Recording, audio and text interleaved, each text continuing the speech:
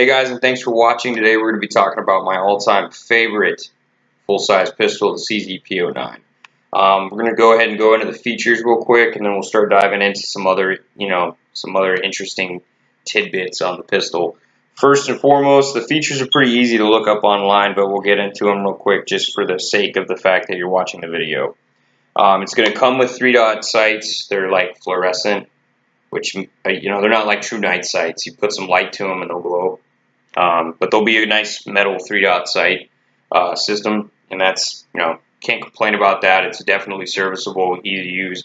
I opted for a red fiber optic front sight with a blacked out rear because I have astigmatism and it's hard for me to pick up 3-dot sights. Just the way it is. It has a very ergonomic feel to it. I mean, if grip angles are an issue for you, if that's something you're concerned with, this has a 1911-ish feel to it, right? So when you hold the pistol, it's going to feel good in your hand if you're a 1911 guy.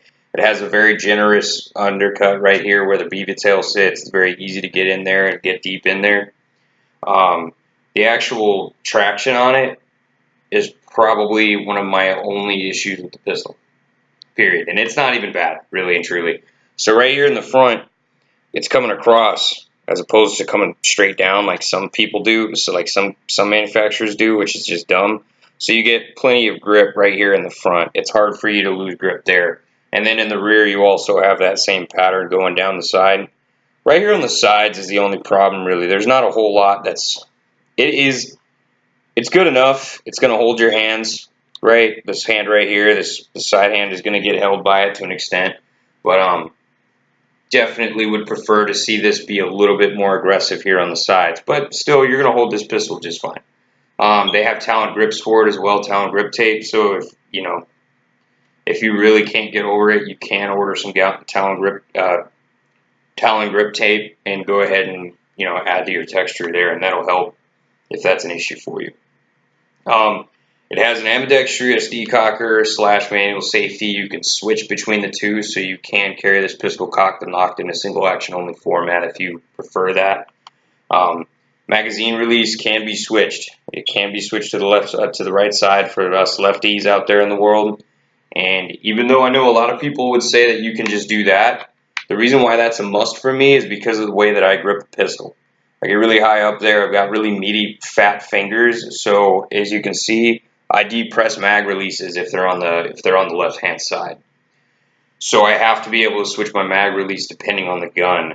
The only gun that I know of that I haven't had this problem with is like Glock. Actually, Glocks. I haven't had that problem with Glocks, 1911s, and SIG P320s. I haven't had problems with those three types of guns, but there are guns out there that I've had that problem with, this one being one of them. So I have to be able to switch the mag release. And you can too if that's something you're into. The only thing that isn't capable of being switched, obviously, is the slide stop / slide release. If that's a deal breaker for you, I mean, that sucks. But the reality is that you, as a lefty, will still be able to reach it relatively well. And let's be real here, for the most part, most of us just slingshot these days anyways. But you can reach it if you're a lefty. It's pretty ergonomic too. It kind of looks a little blocky there, but it actually, I kind of like the way it looks. Anyways though, ergonomically this pistol is phenomenal. The grip is extremely thin for how many rounds it holds, 19 plus 1. So you're able to get a really good grip on here. Even if you have small hands, you change this back strap out for a smaller one and you're going to get a perfect grip. Well, as perfect as we've been able to find at this point in time in our lives in the industry, right? So let's get into the trigger really quick. The trigger is phenomenal for being what it is, right? So a double action to single action gun is inherently going to have some disadvantages because of the way that the action is technically separated. There's two actions going on at once. Not at once, but there's two capabilities that it holds, so it has to be able to accommodate for both. But this double action is probably one of the best double actions I've ever actually dealt with in my life, right? So it just kind of rolls. There's no point where it feels any heavier You know, it doesn't stage or like, you know, jerk too much. I mean, it has plenty. It does exactly what you want it to do, which is it's longer and it's a little bit heavier, so that if you're concerned about, you know, safety, you're not going to accidentally pull that trigger. You're not. But it's definitely not something that's going to disrupt your performance. I'm very capable of getting good shots with that double action trigger, and that's what really matters. The single action is still weird too. It is, if you're used to single action triggers that hit a wall and then they just kind of break, then this is going to be a little weird for you. What's going to happen is that it never actually stops moving. Like right here is actually where the wall is, and it's going to continue to roll until it breaks. It's actually kind of good. I mean, it's light throughout the entire thing. It's not super heavy at all. It's just under 4 pounds. So it's a pretty light trigger. But more importantly, what's happening here is that there's never a moment where you have to exert you know, any amount of force really, because you're just kind of rolling it to the rear. What that does is if it was a regular wall, I'd slap it like that, right? And that's not a problem. You can train that and shoot just fine with that, right? I mean, most of us probably prefer that. But once you get used to this, you'll realize why it's so awesome. It's because at no point in time do I have to exert too much force with my trigger finger, disrupting my muzzle. So once you get used to this trigger, it is phenomenal. You're gonna love it, and you're gonna want it on. You're gonna wish you could have it on every other gun that you pick up. Well, maybe you won't, but I sometimes do, depending on how bad the trigger is, right? Like an M&P or something. Reset is not really, it's not super existent. It comes all the way, like that's where it sits. Like the reset doesn't really, there's no short reset, if you will. But the reset's fine. There's nothing wrong with it. There's no complaints. If you can't make shots with this trigger because of a reset, you need to learn how to shoot. The reset on this trigger is completely serviceable, and there's no reason, you cannot blame this trigger on missing a target. So got that out of the way. We'll get into the slide really quick, because I know for a fact there are people that want to try a CZ, but they're concerned about the way that the slide rides inside of the frame. For this reason right here, they're worried that they're not going to be able to get a good grip on it or something like that. So quick story while we're into it. This magazine right here, not this one, this one right here, has seen a lot of wear. I've put a lot of rounds through this handgun. I've had it a long time. I love this handgun, and I pretty much take this to the range with me every time I go. It doesn't matter how many pistols I take with me, I'm still going to put at least 50 rounds through this one. So I'm a big fan of it. I shoot it a lot. Take that with you. But anyways, I spilled like sweet tea or something in this magazine, and I was shooting a competition just for fun with this one, and I was using this magazine to +1 before my lane. And at some point it ended up on my belt by accident, and I actually performed a reload and had to shoot with this magazine. And somewhere around the 10th or 11th round, it will induce a malfunction. And when this malfunction happened during the lane, it was like 100 degrees out that day. It was hot, super humid. I was covered in sweat. It was an agonizing competition because nobody was. The barrels from ARs were just like it was hot, and I was still able to get here, clear the malfunction, and get back to gripping my pistol and shooting. That being said, I was complaining about the grip texture. My hands were literally drenched in sweat, and I was still able to hold on to the weapon relatively well. So take from that all you want. That's just an experience that I've had. I've never had a problem with being able to grip this weapon. The slide serrations are really deep and allow for a good grip. So if you train with this handgun and you don't just let it sit in a shelf after you buy it, the fact that the slide is just a little bit, you know, a little bit less thick for you to grab onto won't give you any real problems. Got that out of the way. It's good. It's accurate. I mean, all modern handguns these days are accurate, but this handgun is very accurate. I'm very capable of making good shots. My wife loves shooting this handgun. Sometimes when we're at a range, we'll set up a 25-yard, you know, little steel target, and she'll sit there all day and just pling at it. You know, she never has a problem hitting targets with this pistol. She loves it. So that doesn't cover all the great features of it, but it covers all the important ones, I'm going to go ahead and say. So let's get into comparing what it can do, right? Let's just talk about, if you're buying a full-size handgun, you're probably only buying it for 2 reasons, or 3 maybe, okay? The third reason that I just mentioned was you may be law enforcement and you may want to carry something other than what you were issued, or maybe your department does not issue a handgun, so you have to pick something. This is going to be a great choice for that if you're okay with shooting a hammer. If you're okay with a hammer-fired gun, this is a great choice for that. I do recommend it. You're not going to have any reason to doubt this firearm at all. Great service handgun, duty handgun. The other 2 things, all right, is maybe you want to shoot competitions or just go to the range a bunch and enjoy a full-size handgun, because full-size handguns are way more fun to shoot than small concealable handguns, right? This is definitely a good choice for that. You're definitely going to love it, because the recoil impulse it's really kind of interesting actually, because it feels more like it's gliding in your hand and it's got less of a jerky motion to it. It's going to feel more like the weapon is just kind of cycling and gliding, as opposed to just snapping back into your hand. I really love to shoot this thing. I'm telling you, it is extremely comfortable to shoot.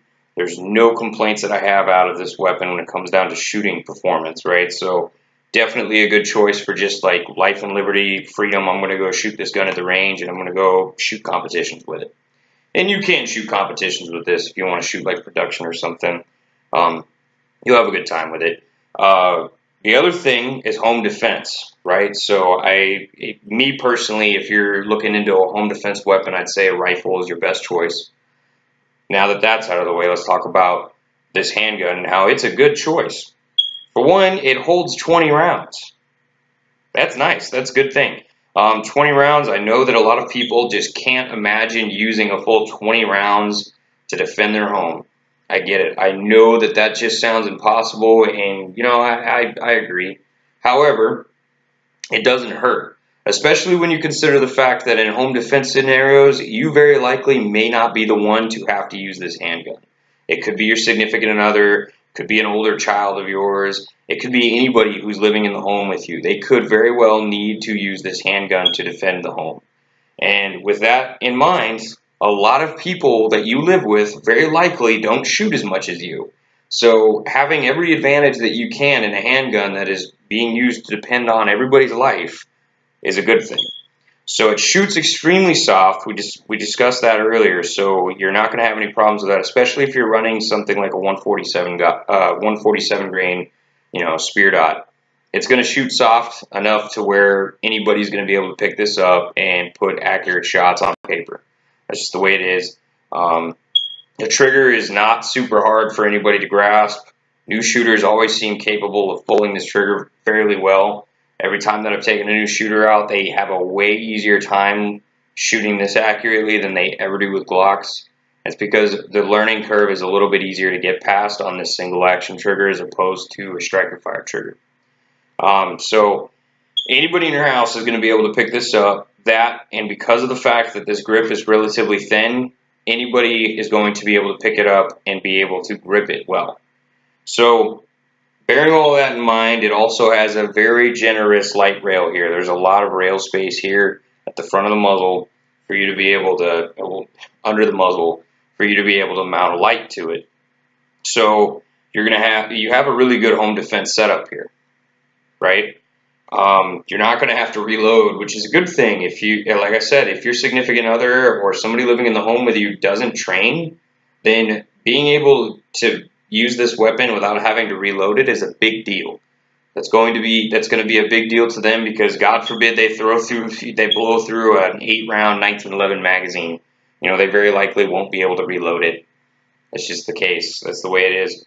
So this makes an exceptionally good home defense option, and I understand why that's a big deal to people. So for its competitors, all right, the competitors are going to make a good option, except for, let's talk about some of the reasons why this is probably a better option for you if you're looking deliberately for like a home defense full-size duty handgun. So you got a Glock 17, right?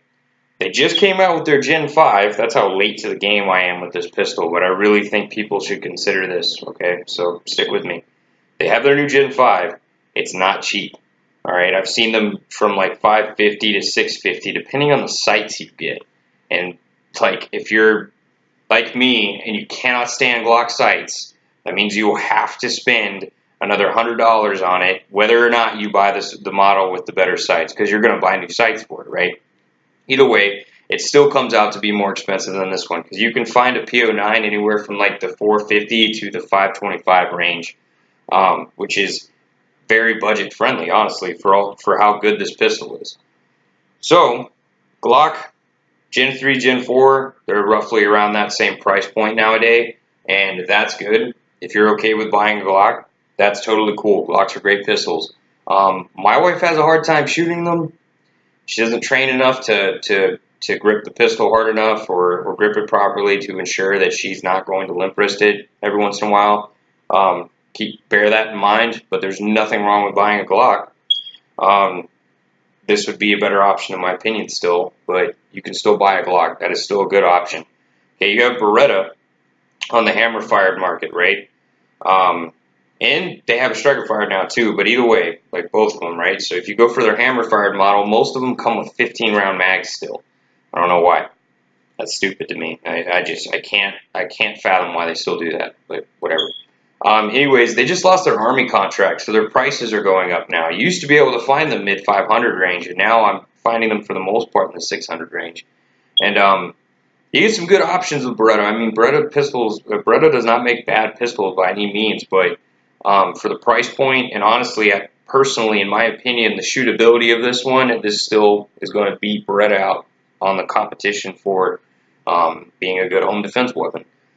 And then you have SIGs, right? So everybody loves SIG. Everybody, I love SIG, right? I'm a big SIG fan. Let's talk about that. If you're a hammer-fired guy, if you're looking for a full-size duty handgun with a hammer on it, you're not spending anything less than $900 if you go to SIG. Anything less, period. You're buying a good product and all, but I would still buy this well before I ever bought a $900 hammer-fired SIG. But they do have their P320, which you can get competitively priced compared to this, and it's a great striker-fired option, just like the Glock is. And I have two of those. I love those pistols. They're great pistols. So they're a good option too. They're going to be short on rounds still. Okay, they're still going to be short 2 rounds to this one, which, you know, that's not too big a deal, but I'm just giving you numbers here. You're going to be short 2 rounds, and this trigger, in my honest opinion, is still way easier for most new shooters that I hand it to shoot than the SIG P320. Again, you know, that's totally a personal opinion and totally your choice on which trigger is better. This has just been my experience with this handgun and the other two as well. HK, yeah, same thing. For one, I'm not a big H&K fan, but you know, for those of you out there that are, they're not cheap. I mean, even their striker fired model is not super cheap, and in my opinion, it's just not worth it when you have this pistol on the market. Anyways, this is a great option compared to H&K. I'm sorry. The amount of money that you're spending for one of their pistols is just outrageous in my opinion, and there's no way in hell I'd ever pay that kind of money with the intent of using it, I guess. I mean, like, I'd pay that money to get an HK, right? I mean, I think they're awesome pistols. They're fun to shoot, and why not own one, right? Except for if I'm looking for a tool, not just a novelty, look, it's an H&K, this is going to be on my list well before H&K is, in my opinion. Does that make sense? Hopefully it does. I'm not bashing them. I just think that price point is a little bit ridiculous when there's pistols out there that do the job arguably better at times for way cheaper. Anyways, though, there's a lot of other competitors out there. I get it, okay, but this pistol kind of handles the home defense role in the full-size duty pistol role, in my opinion, better than all of them. So that's just my honest opinion on that. I'll leave that alone now. Other than all of those, other than the fact that the grip texture here is a little bit on the light side, I have literally nothing bad to say about it if you can't already tell. I love this handgun. I love CZ, and I'm definitely going to continue shooting this handgun. Real quick, if the review's over right now, you can go ahead and cut it out, but I will be doing a part 2 of this handgun and all of my other videos at this point, because I do have an outdoor range that I'm working on getting set up still, and I'll be able to start doing more of my shooting outside where I can film it and have more of a private setting so that you guys can actually get to see all of this in action and get a better idea on what it is I'm trying to show you. So part 2s to all of my pistol videos will be coming out pretty shortly. Get off this table, kitty. Get out of here, kitty. Anyways, part 2s will be coming out really shortly, and we'll have some comparisons to go through. If I know some people are really into that, I kind of like to watch it too. So we'll get some comparisons out there and let everybody get a feel for what the channel is going to build itself to be. So if you like what you see, please like and subscribe. I'm trying to build this channel up, and I'm trying to educate more people, reach more people, and I hope that you guys are enjoying what you're seeing so far. I'm working out the camera nervousness, if you will. So I appreciate you guys watching. Please like and subscribe. I'll see you guys next time.